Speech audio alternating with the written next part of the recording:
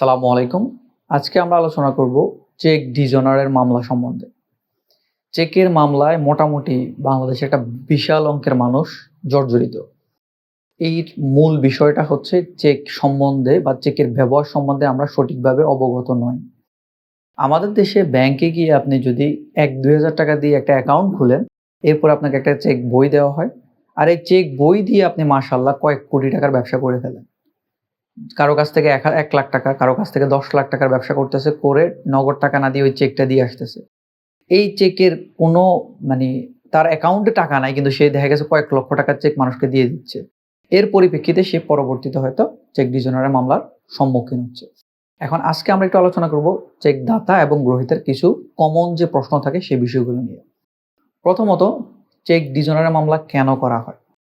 Check ডিজনারের মামলা করা হয় কেউ যদি আপনাকে একটা চেক দেয় বা আপনি যদি কাউকে চেক দেন, সেক্ষেত্রে চেকে যে উল্লেখিত টাকার অঙ্কটি রয়েছে ওই পরিমাণ টাকা এবং যে তারিখটা লেখা আছে, তারিখ লেখা না থাকলে গ্রহীতা যেদিন যে তারিখটা দিবে, দিয়ে ব্যাংকে যখন যাবে, ব্যাংক অ্যাকাউন্ট থেকে ওই পরিমাণ অঙ্ক মানে চেকে যে অ্যামাউন্টটা লেখা আছে ওই পরিমাণ অঙ্ক টাকা যদি পরিশোধ করা না হয়, অর্থাৎ অ্যাকাউন্টে যদি ওই টাকাটা না থেকে থাকে, তখনই হচ্ছে বলা হয় ডিজঅনার করা, মানে চেকটাকে অসম্মান করা।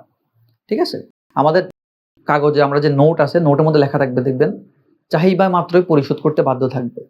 ঠিক আছে? চেকও কাইন্ড অফ ওইরকমই জিনিস। ওইখানে যে অঙ্কটা লেখা থাকবে এবং স্বাক্ষর মিল থাকলে ওই অঙ্কের টাকাটাই কিন্তু এর বাহককে আপনাকে দিতে হবে। তো চেক যখন এটা দিতে পারে না, মানে অ্যাকাউন্টে টাকা না থাকার কারণে, তখন এটাকে অসম্মান করা হয়, যেটাকে আমরা চেক ডিজঅনার বলি। এখন এই চেক ডিজঅনার যদি করা হয়ে থাকে, সেক্ষেত্রে কি করতে পারে? এটার যে বাহক মানে যাকে আপনি চেকটা দিয়েছিলেন বা আপনাকে যদি কেউ চেকটা দিয়ে থাকে, সেক্ষেত্রে আপনি চেক ডিজঅনারের মামলা করতে পারেন এনআই অ্যাক্টের আন্ডারে। এই চেক ডিজঅনারের মামলা যদি প্রমাণিত হয়ে থাকে যে আসলে চেকটাকে ডিজঅনার করা হয়েছে, সেই ক্ষেত্রে যেই অঙ্কটি লেখা আছে সেটা তো আপনাকে পরিশোধ করতেই হবে। কোর্ট চাইলে তার ৩ গুণ পর্যন্ত ফাইন করতে পারে। ঠিক আছে? এখানে একটা প্রশ্ন থাকে অনেকের যে ফাইনের টাকাটা মানে জরিমানার টাকাটা কে পায়? এখানে মাথায় রাখবেন যে বাহক, তার যে অঙ্কটা লেখা আছে চেকে, সে শুধুমাত্র ওই টাকাটাই পাবে। বাকি অংশটা হচ্ছে রাষ্ট্রীয় কোষাগারে জমা হবে। এখন আসুন আমরা পুরো চেকের বিষয়টা নিয়ে একটু আলোচনা করি যে কিভাবে চেক ডিজঅনার মামলাটা হয়ে থাকে।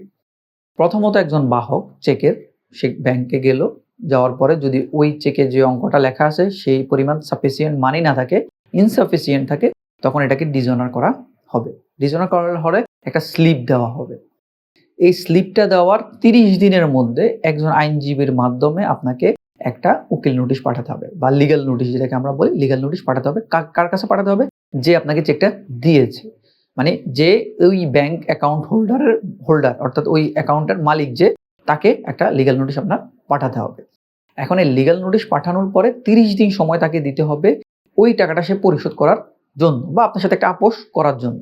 সে যদি ওই ৩০ দিনের মধ্যেও আপনার টাকাটা পরিশোধ না করে বা আপোষ না করে, তখন ৩০ দিন শেষ হওয়ার পরে পরবর্তী ৩০ দিন অর্থাৎ ৩১তম দিন থেকে ৬০তম দিন, লিগ্যাল নোটিশ পাঠানোর ৩১তম দিন থেকে ৬০তম দিনের মধ্যে, বা এটাকে বলা হয় লিগ্যাল নোটিশ পাঠানোর ৩০ দিনের পরে পরবর্তী ৩০ দিনের মধ্যে আপনি এনআই অ্যাক্টের মামলা দায়ের করতে পারবেন। আর এনআই অ্যাক্টের মামলা খুব দ্রুত, মোটামুটি ১-২-৩ বছরের মধ্যে নিষ্পত্তি হয় এবং এই মামলাগুলোতে আহামরি প্রমাণ করার কিছু থাকে না, কারণ চেকটাই হচ্ছে সবচেয়ে বড় প্রমাণ। চেকের যদি সবকিছু ঠিকঠাক থাকে, তাহলে মোটামুটি এটার ভিত্তিতেই এর বাহক এর দাতার কাছ থেকে চেকের উল্লেখিত অঙ্কের যে টাকাটা রয়েছে সে টাকাটা উদ্ধার করতে পারেন আদালতের মাধ্যমে। তো এই হচ্ছে টাইম ফ্রেমটা, কিভাবে আপনি কি করতে হবে। মানে আবার বলে রাখি, চেক ডিজঅনার যখন হবে, যখন স্লিপটা দিবে ব্যাংক থেকে, ওই স্লিপটা পাওয়ার ৩০ দিনের মধ্যে আপনাকে লিগ্যাল নোটিশ পাঠাতে হবে এবং লিগ্যাল নোটিশ পাঠিয়ে ৩০ দিন কোনো কাজ করা যাবে না, চুপচাপ বসে থাকতে হবে। যদি সমঝোতা হয় ভালো, সমঝোতা না হলে ৩০ দিন চুপচাপ থাকতে হবে। ৩০ দিনের মধ্যে মামলা করার দরকার নেই, পরবর্তী ৩০ দিনের মধ্যে আপনাকে আদালতে মামলা করতে হবে। আশা করি বুঝতে পেরেছেন। ধন্যবাদ। আসসালামু আলাইকুম।